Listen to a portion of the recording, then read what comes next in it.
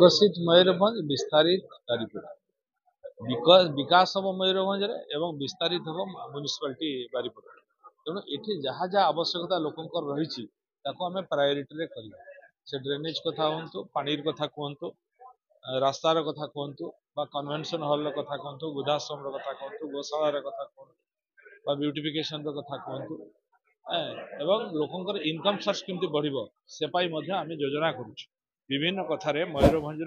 ओडिशा रे प्रथम project you Baripada आरंभ हम द्वितीय श्रीक्षेत्र यहीटा को केमती सौंदर्यकरण आर केमती डेवलपमेंट हम लोकंर इनकम सोर्स केमती बढ़िबो से आम आज विधिवत बैठक करूँ आज आम विभाग सब अधिकारी माने आसीथिले जिलापाल थिले सांसद विधायक चेयरमैन समस्त उपस्थित रे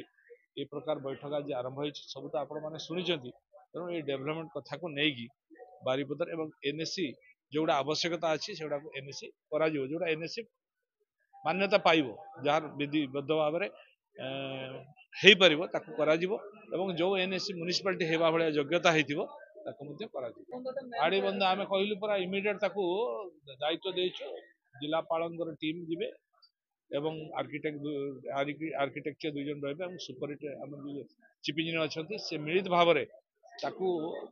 डीपीआर बनइबे कौटी कौन कले ठीक हो पार से कौन 100 कोटी टंकार खाली लैंड एक्विजिशन करा तेणु योजना कर जराड़ी सराड़ी को दुई कड़े केमती आड़ी बंध हो पार जराड़ी सराड़ी ग्रीनरी गछ लगी पार सौंदर्यीकरण सहित जराड़ी सराड़ी जो पानी मिशुची दूषित पानी आसुची ट्रिटमेंट करके बुढ़ा बड़ा छाड़ा से पानी को शुद्ध कर बाईपास रोड जो एनएच रे गोटे बाईपास रोड दरकार बारंबार दुर्घटना होची आमे सेति पई पर एनएचआई को भी डाकिछु सेमाने ना आछन तांग संग आगे से टीम जीव सेठी सेटा बाईपास टा आउरी आकु पर्यंत ओवरब्रिज सेटा ओवरब्रिज हो से तळे लोक